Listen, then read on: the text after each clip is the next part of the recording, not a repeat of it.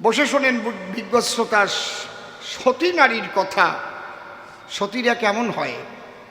ক্রোধে হাস্যা রতিবেশ্যা ভোজনে জননী সমা বিপদে সুবুদ্ধিদাত্রী সা নারী প্রাণদুর্লভা।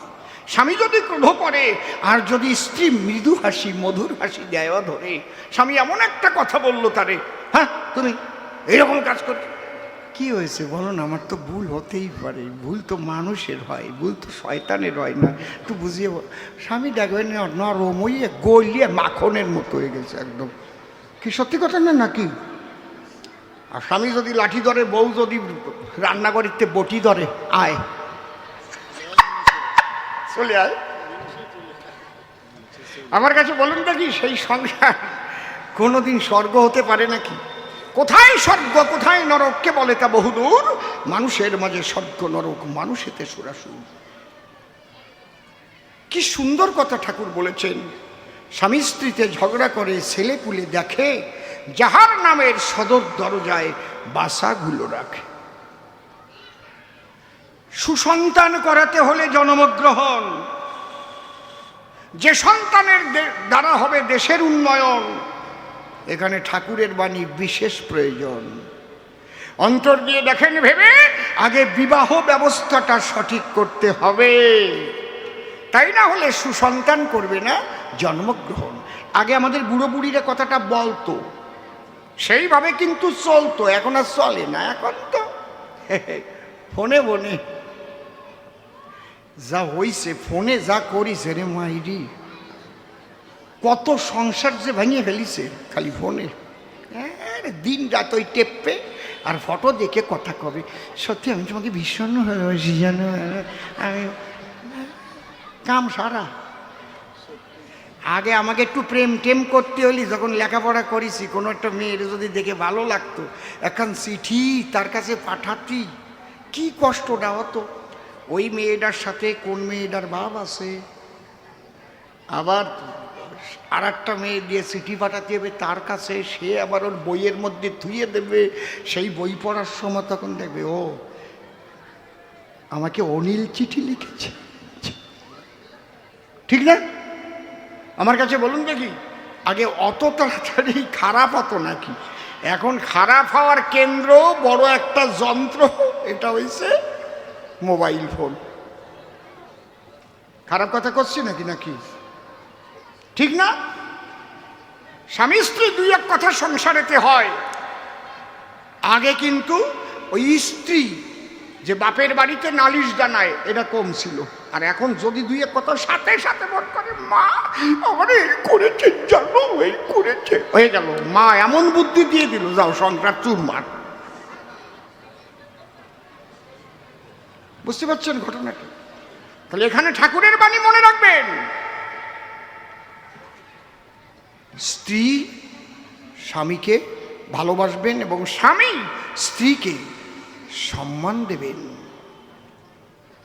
ঠাকুর কি সুন্দর বলেছে। আগে আমরা শুনেছি সংসার সুখের হয় রমণীর গুণে, ঠাকুর ওখানে যোগ করলেন, না রে হইবার পারে না, এই কথা খালি হইবার পারে না, পাবনাইয়া লোক তো, এই কথা হইবার পারে না। তা কি সংসার সুখের হয় রমণীর গুণে, গুণবান পতি যদি থাকে তার সনে।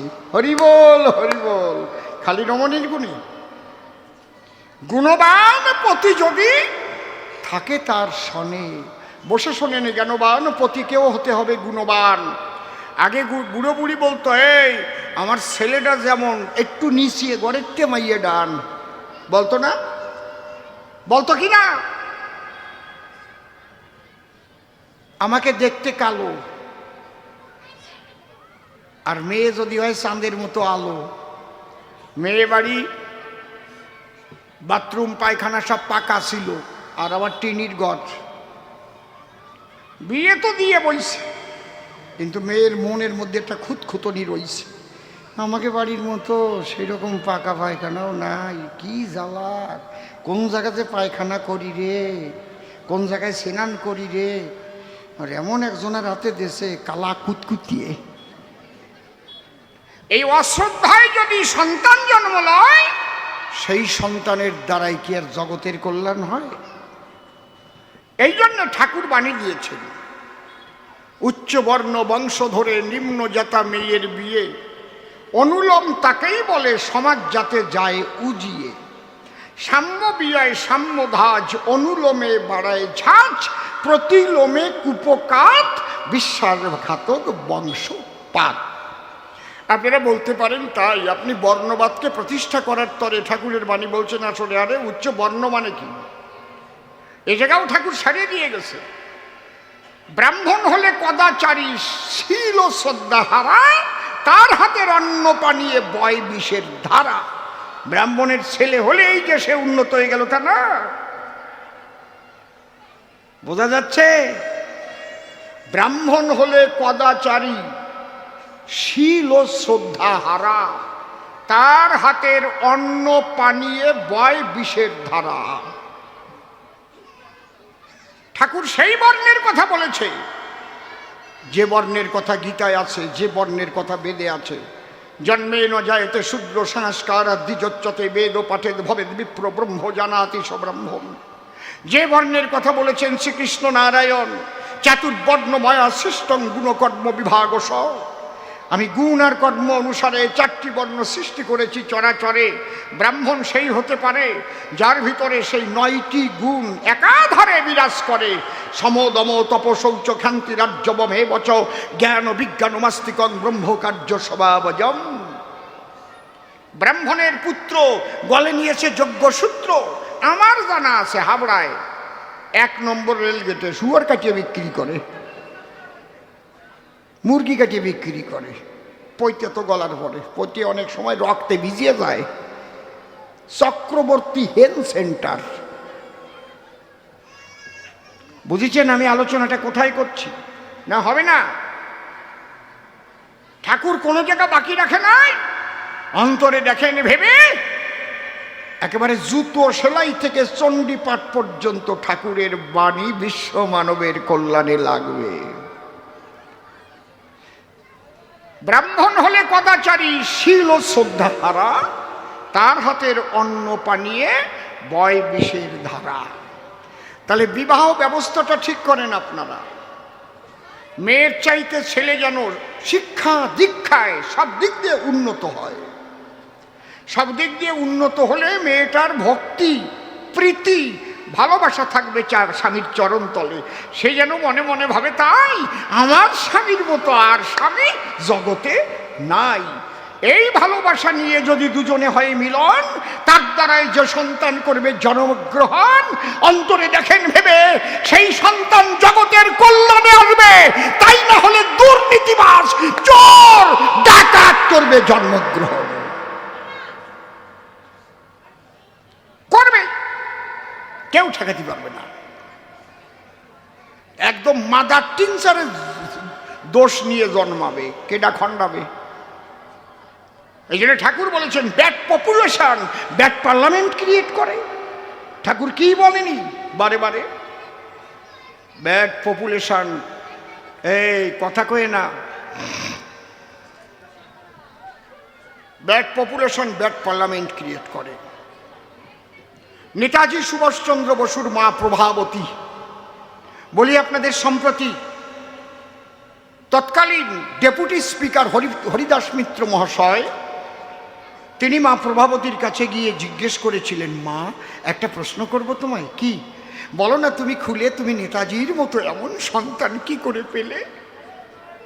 প্রভাবতী বলেছিলেন সেই স্থলে, অন্য কিছু নয়, আমি ঠাকুরকে ধরে তার বাণীকে মান্য করে স্বামী স্ত্রী নিগুড় ভালোবাসা নিয়ে সংসারে সেই ভালোবাসার ফসল জন্মগ্রহণ করেছে আমার নেতাজি বলে যারে।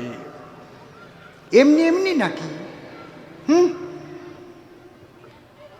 এত দেশপ্রেম তার ভিতরে। তাহলে এই যে স্বামী স্ত্রী ভালোবাসার মধ্যে দিয়া যে সন্তান, যে আত্মা আনে আকর্ষণ করিয়া, সেই সন্তানের দ্বারাই জগতের কল্যাণ হয়। আর বিয়ে করলি তো এক জায়গায় সুতি হয়, ও ছেলে মেয়ে জন্মেই যায়। ওরে দিদি, লো দিদি, কবে যে ওই বইছে তা জানিও না, আছে না? শুধু কামনায় যদি সন্তান হয়, সেই সন্তান দেশের কল্যাণকারী হওয়া সম্ভব নয়। এই জন্য একটা ভালো ছেলে দেখলে পরে আমার স্মরণ পড়ে আগে তার মা বাবারে। বাহ, তার মা বাবা কত ভালো সংসারে, তার মা বাবার জন্য আজ এই ভালো ছেলেটাকে আমরা উপহার পেয়েছি সমাজের বুকে। ঠিক কিনা? ঠিক কিনা? একটা মানুষ যদি ভালো জন্মায় তার দ্বারা কোটি কোটি মানুষের উপকার হয়, আর একটা মানুষ যদি খারাপ হয় কোটি কোটি মানুষের মুখের অন্ন কেড়ে খায়। আর এখন চুরি করা তো খুব সহজ, আগে শাবল দিয়ে চুরি করতো, এখন কম্পিউটারে টিপিয়ে টিপিয়ে চুরি। খারাপ কথা করছি না তো নাকি? বুঝতে পারছেন? আগে হয়তো চোর এক বাড়ি যেত, শাবল দিয়ে একটু শীত কেটে ঘরে ঢুকে তার কিছু সম্পত্তি নিয়ে পালাতো, কিন্তু এখন এমন চুরি করে সেই চুরি ধরার ক্ষমতা নাই দেশের নারী নরে। ডিজিটাল চুরি, কম্পিউটারিস্ট চোর, দুর্নীতিবাজ গেছে ভরে। আপনি টাকা ব্যাংকে রেখেছেন ভাই, দেখেন আপনার টাকা নাই, হ্যাক করে ফেলেছে আপনার অ্যাকাউন্ট, টাকা চলে গেছে। আপনার বাড়ি এসে সিঁধ কাটিছে, খবর নিয়ে দেখেন ওটা জন্ম কিভাবে হইছে। বুঝেছেন? ভালো করে শুনে নেন, ওই সারদার মালিক যে সুদীপ্ত সেন, নাকি রোজবেলি না সারদার মালিক, সুদীপ্ত সেন সারদার মালিক, ওনার বাবার নাম ছিল ভূদেব সেন, চরম দুর্নীতিবাজ। দুর্নীতিবাজের দ্বারাই সন্তান ওইরকম জন্ম হয়, মানুষেরই শোধ দিয়ে পেয়ে গেছে। এই জন্যে আগে ঠাকুর নিজেকে ভালো হতে বললেন। তাহলে ভালো হতে গেলে বিবাহ ব্যবস্থাটাকে আগে ঠিক করতে হবে। যে নারী পুরুষের বিবাহ ব্যবস্থা যদি ঠিক না করা যায় সমস্যার বিষয়। আমরা বিজ্ঞান মানি, জ্ঞানীগুণী, এই বিজ্ঞান মানি কিসের বেলায়? গরুর বেলায়, পটলের বেলায়, কাকরোলের বেলায়, মানুষের বেলায় মানি না। কি গায়দা! কি পটলে ফুল ছয় না, পরাগ সংযোগ যারে কয় ফুল ছয় না, কাকরোলে ফুল ছয় না, তা কি তাজা মোটা ফুলটা দেখিয়ে ওই আর একটাই ছোয়ায়, নাকি যেটাই পাশা মরা পটলের ফুল ওইটা নিয়ে ছোয়ায়? কথা কও কি? অন্তরে দেখেন ভেবে, ওই পুরুষ ফুলটা তাজা মোটা হবে। দেশি গাভীর গর্ভে বসে শোনেন জ্ঞানী সরবে, যে গাভীকে মাত্র 2 কেজি দুধ হয় তারও 5 কেজি দুধ পাওয়া যায়, তার বাচ্চার দুধ বাচ্চার থেকে পাওয়া যায়। কিভাবে? যদি তাকে উন্নত সার দিয়ে মিলন ঘটানো যায়, তাকে ক্রস জার্সি বলা হয়, হয় না? দরকার আপনাদের জানা। কিন্তু দেশি গাভীকে দেশি সার দিয়ে, দেশি গরু দিয়ে মিলন ঘটালে কিন্তু দুধ বাড়বে না, ওই বাচ্চা বকনা বাচ্চা হবে, দুধ আরো কমতি কমতি যাবে। তাহলে এই বেলায় আমরা মানি সবাই, কিন্তু মানুষের বেলায় মান্য নাই, মান্য নাই। যার তার সাথে যার তার বিয়ে হচ্ছে, যার তার সাথে যে সে প্রেম করছে, হাত ধরে চলে যাচ্ছে, আর অমানুষ জন্ম নিচ্ছে। কি দিয়ে আপনি ঠেকাবেন? কি দিয়ে? ঠাকুরের বাণী কোথায় নাই? আপনি শিক্ষকতা করছেন, ঠাকুরের বাণী আপনারও জানা চাই। শিক্ষকের নাই ইষ্টে টান, কে জাগাবে ছাত্র প্রাণ। শিক্ষকের নাই ইষ্টে টান, কে জাগাবে ছাত্র প্রাণ। একটা শিক্ষক যদি নাস্তিক হয়, ঈশ্বরের প্রতি ভক্তি বিশ্বাসহীন যদি হয়, তার দ্বারাই যে শিক্ষা পাবে ওই ছেলেগুলো তো তেমনই হবে, হবে না? বসে শোনেন নারী নরে, মানুষ সংসার করে, স্ত্রীর স্বামীর উপরে যেমন ভালোবাসা থাকবে তেমন সন্তান আসবে। ঠাকুর এ কথা বলে গেছেন একদম। যেভাবে তে স্বামীকে স্ত্রী করবে উদ্দীপিত, তেমনতর সন্তান পাবে তেমনই সন্দীপিত। কি ঠিক ঠিক বাণী বলতেছি তো নাকি জম্বের পড়া পড়িছি? একদম অনুশ্রুতি এমনি পড়ি নাই। ভালো লেগেছে পড়েছি, চেষ্টা করছি তার বাণী পালন করে চলা। দেখেছেন কি সুন্দর, যেভাবে তে স্বামীকে স্ত্রী করবে উদ্দীপিত, কেমনতর সন্তান পাবে তেমনই সন্দীপিত।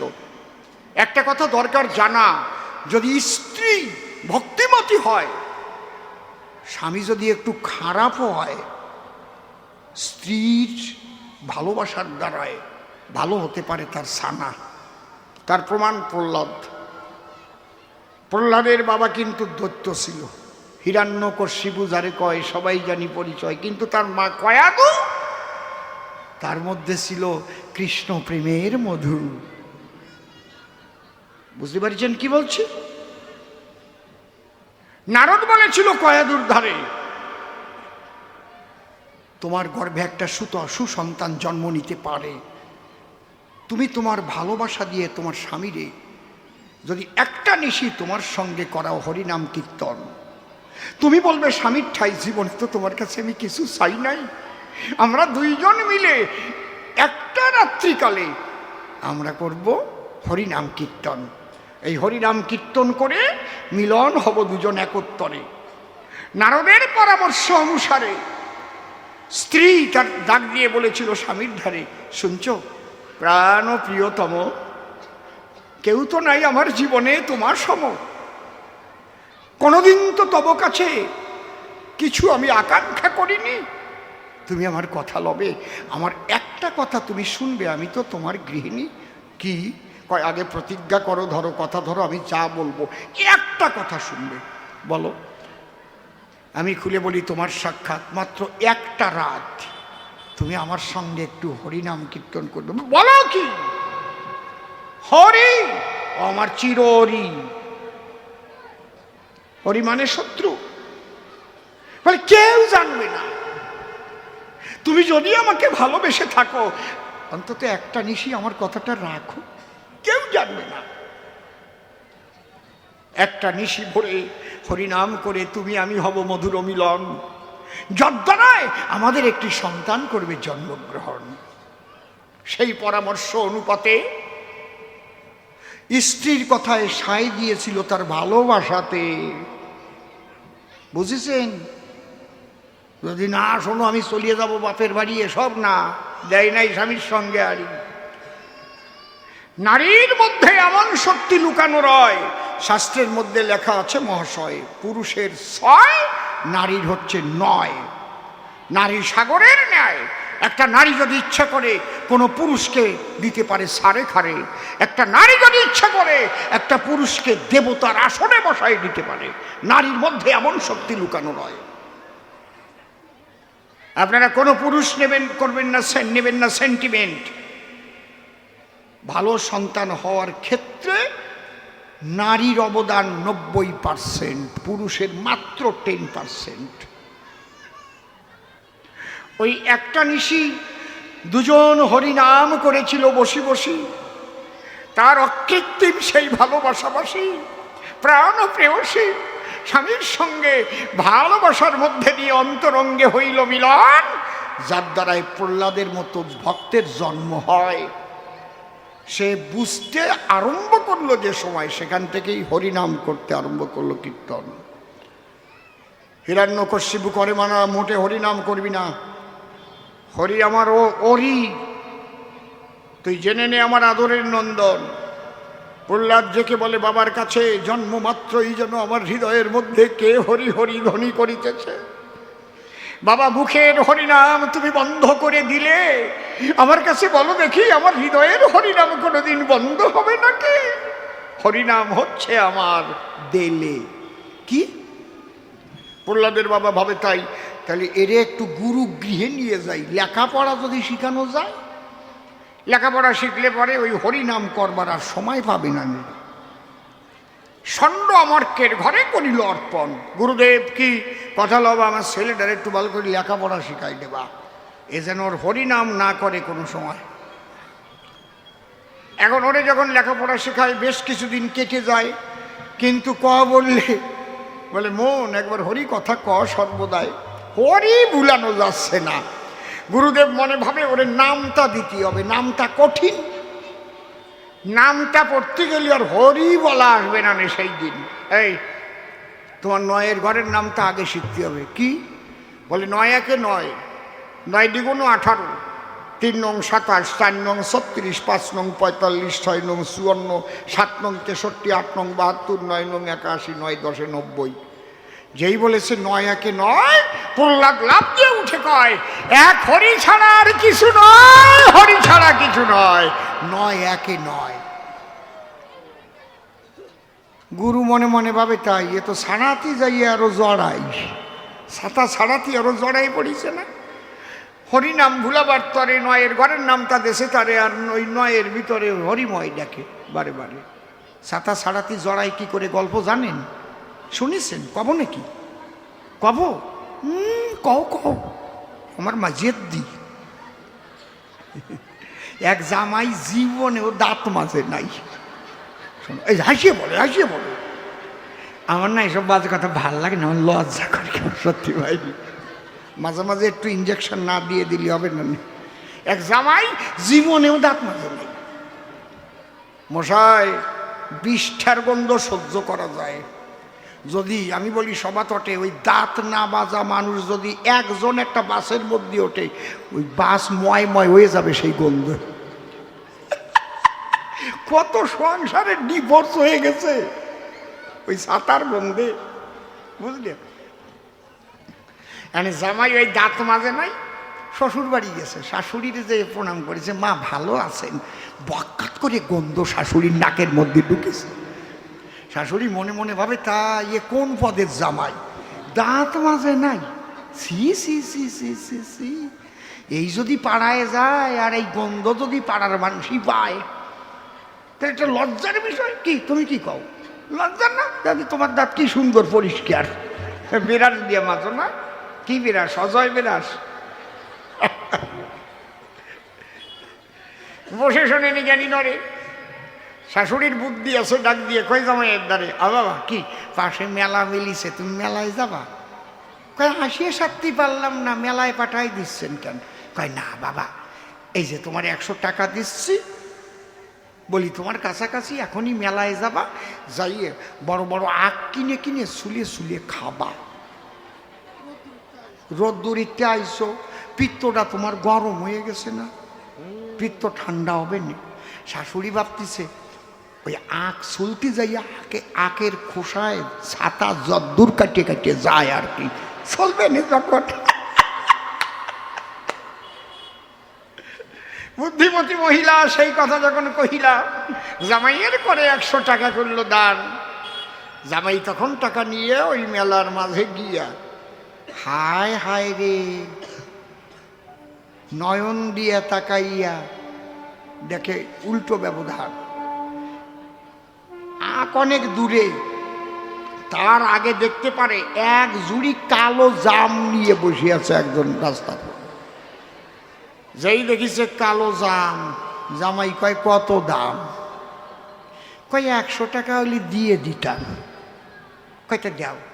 ও সাদা টেরিকোটের পাঞ্জাবি ছিল, সেই পাঞ্জাবিতে জাম নিল, গেছে জামাটা ওষুধ গেছে, জামের দাগ হয়ে গেছে না, আর ওই খাচ্ছে।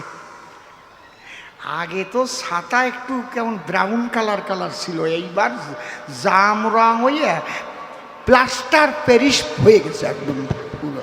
ওরে কি কয়, না মুখ এখন আর বন্ধ করতে পারতেছে না, বুঝেছেন? হাঁটিয়ে যাই আবার দেয় বিটি নিয়ে বিস্কুট, ওই আবার কয়খান খাইছে।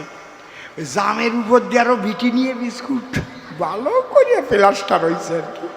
এইবার শাশুড়ির কাছে গিয়ে কয়, মা আখ খাইছো? কই না, জাম খাইছি। পোড়া কপালিয়ে, ছাতা ছাড়াতে আরো জড়াই নিয়ে এলে, কায়দা আছে কি? মাঝে মাঝে দেব তো 2-1 ফোঁট নাকি? আরে বুড়ো হয়েছি তাতে কি হয়েছে, ফোঁটা আরো মোটা হয়েছে, ঠিক পাচ্ছ না? খেজুর গাছ বাচ্চা থাকতে দেখবেন পাতলা পাতলা রস হয়, বেশি গুড় হয় না। যখন বয়সী হয় তখন যা ফোঁটা কাটে মোটা মোটা, ওতে যা পাটালি হয় না, কায়দা করতে। গুরুদেব ভাবে তাই ছাড়াতি আরো জড়ায় ফেলেছে রে ভাই। আমি বলি নয় একে নয়, আরো কয় হরি ছাড়া আর কিছুই নয়। প্রহ্লাদ এক ধাপ উপরে গিয়ে বলে, তখন ডাক দিয়ে, গুরুদেব এই নয়ের ঘরের নামটা পড়িয়া আমি আর একটা সূত্র পেলাম এই জায়গায়। কি? নয়কে যে আপনি 10 পর্যন্ত করলেন গুণ, ভালো করে শুনুন। যে জোড় সংখ্যাগুলো শোনালেন আমায়, যেমন 9 একে 9, 9 দ্বিগুণে 18, এই জোড় সংখ্যাগুলো যোগ করলেও আবার হয় 9। বলে কিরকম? বলে 9 একে 9, আমার হরি ছাড়া 9। 9 দ্বিগুণ 18, 1 8, 18, 1 আর 8 9, হরি ছাড়া 9। 3 নং 27, 2 7 27, 2 আর 7 9, হরি ছাড়া 9। 4 নং 36, 3 পিঠে 6 36, 3 আর 6 9, আমার হরি ছাড়া 9। 5 নং 45, 4 পিঠে 5 45, 4 আর 5 9, আমার হরি ছাড়া 9। 6 নং 54, 5 পিঠে 4 54, 5 আর 4 9, হরি ছাড়া 9। 7 নং 63, 6 পিঠে 3 63, 6 আর 3 9, হরি ছাড়া 9। 8 নং 72, 7 2 72, 7 আর 2 9, হরি ছাড়া 9। 9 নং 81, হরি বড় ভালোবাসি, 9 18 একে 9, হরি ছাড়া 9। 9 10 90, মনের কথা খুলে কই, 9 আর 0 যোগ করলে হয় 9, হরি ছাড়া 9। হরি হরি বল, হরি হরি বল, বলো সর্বদাই হরিময়, হরি হরি হরি।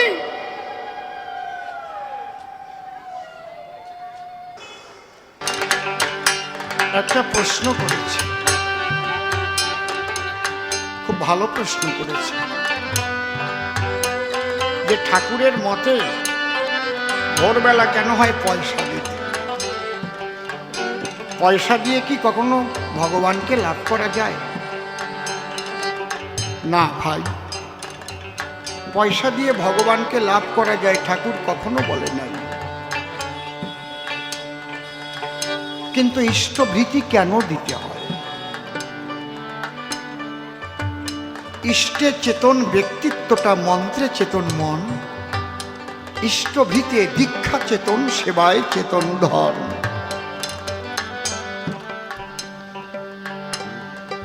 ঠাকুরেরই বাণী। গীতায় লেখা আছে, অভ্যাসে নতু কৌন্তেয় বৈরাগেন চগৃহ্যতে। তোমাকে তো বলা হয়নি তোমাকে 100 টাকা দিতে হবে, 10 টাকা দিতে হবে, 50 টাকা দিতে হবে। কিচ্ছু না থাকে, এক মুঠ ছাই দিয়েও ইষ্টভৃতি করে ঠাকুরের কৃপা লাভ করেছে। এটা অভ্যাস। তুমি যে ঠাকুরকে ভালোবাসো, ঠাকুরের সঙ্গে প্রতিনিয়ত যুক্ত থাকা, আর তুমি যে অর্থটা পাঠাও। গেছো ঠাকুর বাড়িতে ভাই, আনন্দবাজারে লক্ষ লক্ষ লক্ষ মানুষের সেবা হয়।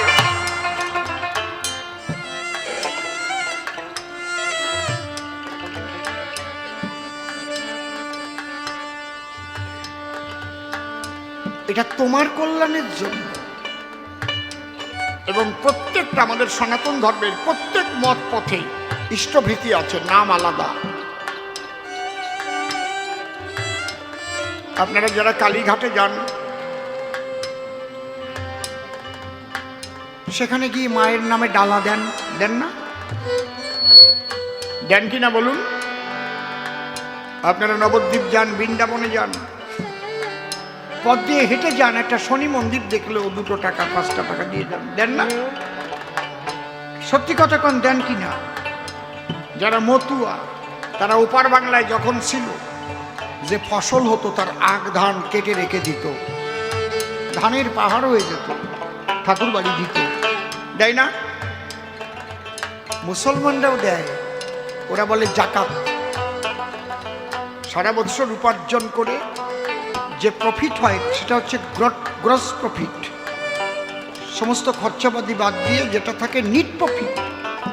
নিট প্রফিটের 1/5 আল্লাহর নামে জাকাত দেওয়ার নিয়ম নিয়ম বান্দা আছে। খ্রিস্টানরাও দেয়, তার নাম চার্চ রেট। বুঝেছো কি বলছি?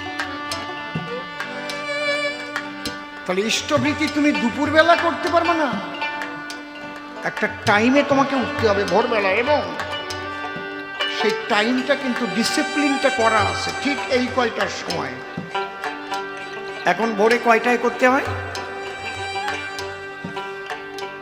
সেটা কটায়, এখন টাইমটা কটায়? এক এক মাসে তো টাইম পাল্টে যায় না, 6:21 দেখেছেন? শীতকালে একরকম, গরমকালে একরকম, টাইমগুলো পাল্টে যায়। এই যে তোমার একটা অভ্যাস 6:21 আমার প্রার্থনা, তার আগে তুমি যেটা উপার্জন করেছ তার কিছু ঠাকুরের নামে তুমি দিলে, ঠাকুর তুমি গ্রহণ করো। তুমি তো ঈশ্বরের সমস্ত সৃষ্টি ভোগ করছো।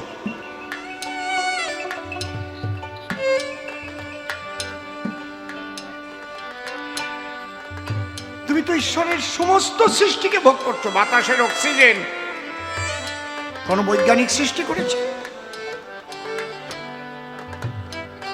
বলেন। জল, আগুন, বাতাস সমস্ত ঈশ্বরের সৃষ্টি। তার সৃষ্টি সমস্ত কিছু। মাতৃস্তনে দুগ্ধ পান করেছে। কোন যুবতী মেয়ের স্তনে তো দুগ্ধ আসে না। কে দিয়েছে এই দুগ্ধ? একটা ঘোষের কাছ থেকে দুধ নাও, মাসে মাসে টাকা দাও, টাকা ছাড়া দেবে? ছেলেদের প্রাইভেট পড়াও, মাসে মাসে টাকা দাও।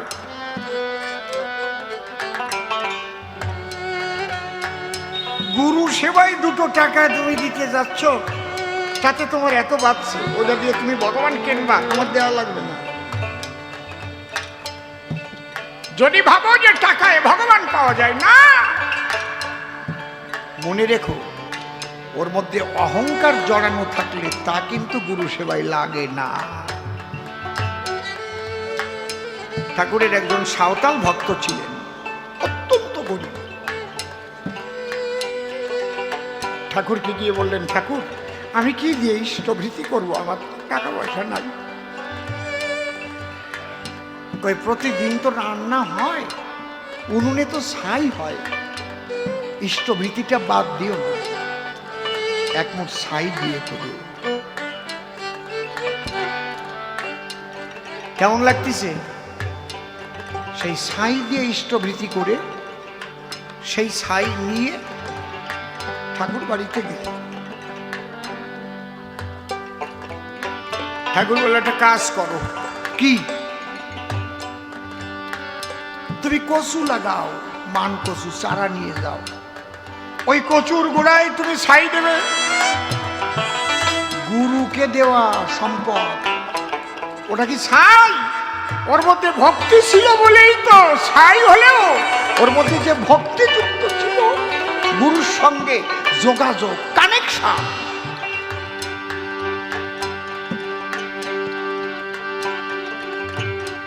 সেই মান কচুর চারা নিয়ে লাগাইয়ে ছাই দিয়ে কচু হইছে সেই রকম প্যাটারটা। সেই কচু নিয়ে ঠাকুর বাড়ি গেল। ওই যে ইষ্টভৃতি দিয়েছিল তাতে যে মান কচু হলো, ওখান থেকে ওই বিক্রি করে ওর সংসারের স্ট্যাটাসই পাল্টে গেল।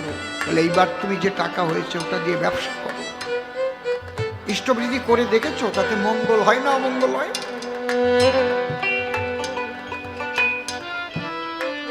ভালোবাসার মানুষকে কিছু দিতে হয় না। একটা নারীকে যদি একটা পুরুষ ভালোবাসে, তার কাছে যাবার সময় তার জন্য কিছু নিয়ে আসে, একেবারে খালি হাতে যায় না। ঠিক কি না? যায় কি?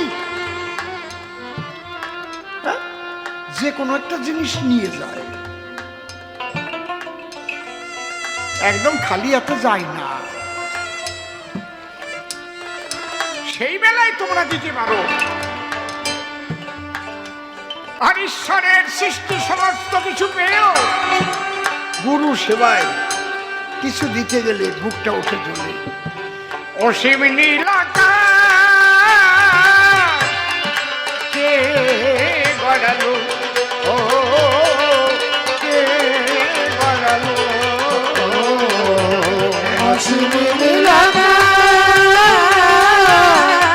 কে গড়ালো,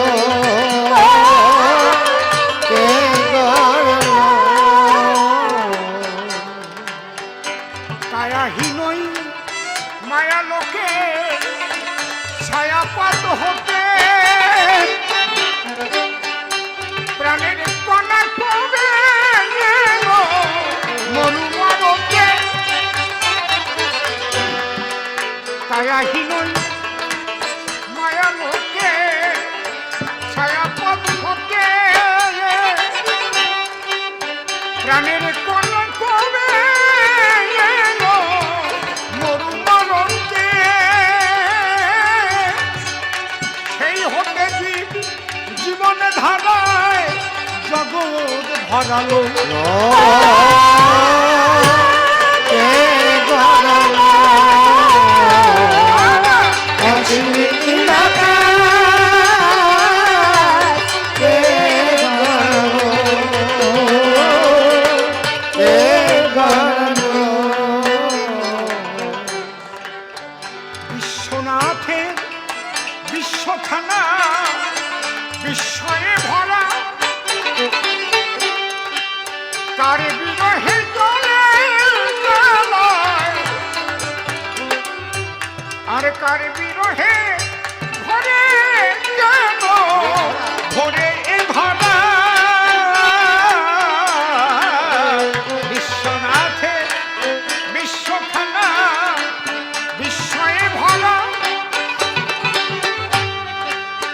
তার বিরহে ঘরে কেন ঘরে ভরা। এ কেমন রহস্যে ভরা হয়ে দাঁড়ালো, কে গড়ালো,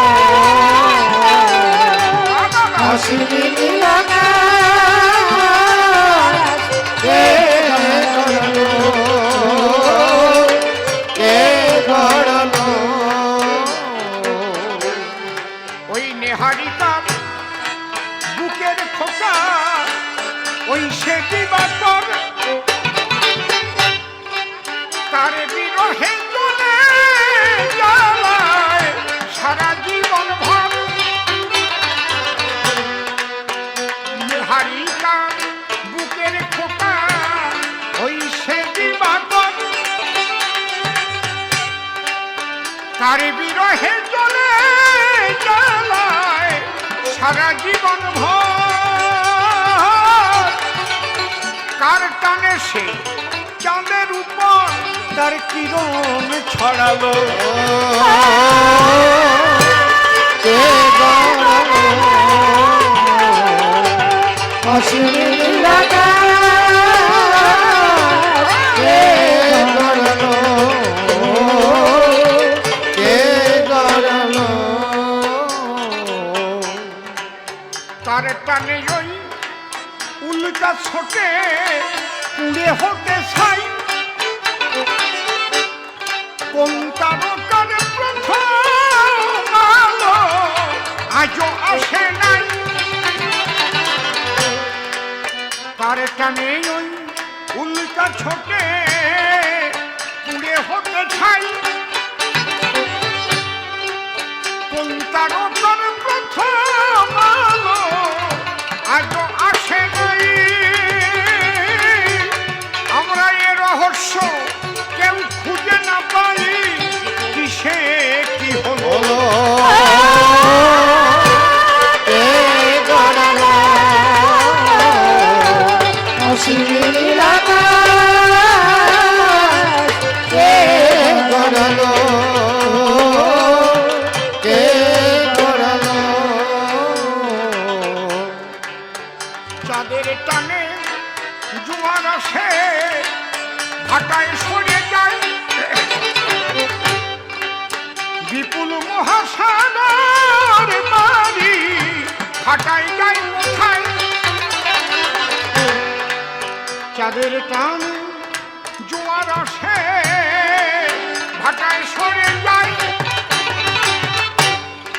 বিপুল মহাসাগর বাড়ি ভাটায় যায় কোথায়